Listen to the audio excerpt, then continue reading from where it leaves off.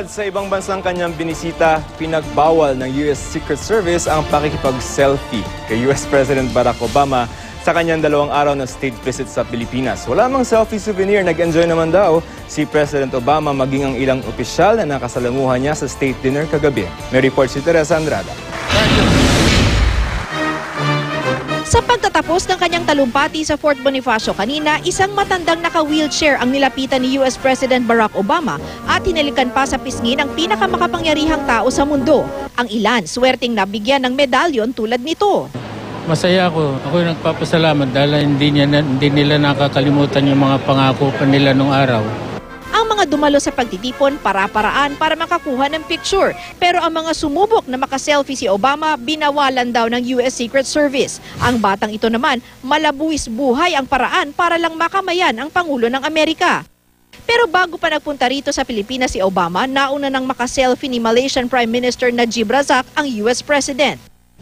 Ang pagdating sa bansa ni Obama talaga namang sizzling hot dahil pumalo sa mahigit 35 degrees Celsius ang temperatura.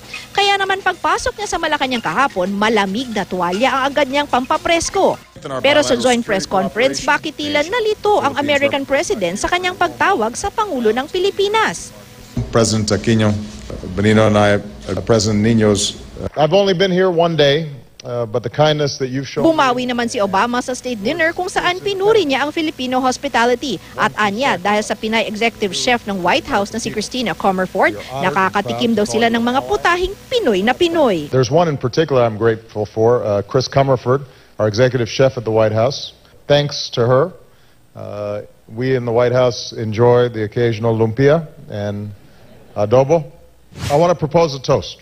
To the alliance. Kapansin-pansin namang sa ceremonial toast, hindi wine kundi tubig ang laman ng kopita ni Pangulong Aquino. Ayon kay Presidential Communications Operations Office Undersecretary Ray Marfil, hindi daw kasi talaga umiinom ng alak ang Pangulo. For helping uphold stability and peace by means... Ginawara naman ni Pangulong Aquino ng Order of Sikatuna si Obama na may ranggong raha. Ito ang pinakamataas na diplomatic honor na ibinibigay sa mga dayuhang bisita ng Pilipinas. Nag-perform naman sa dinner ang ilang celebrities tulad ni Apple the App ng Black Eyed Peas. I got my money. At ilang Pinoy artists tulad ni Bituin Escalante. Teresa Andrada, GMA News.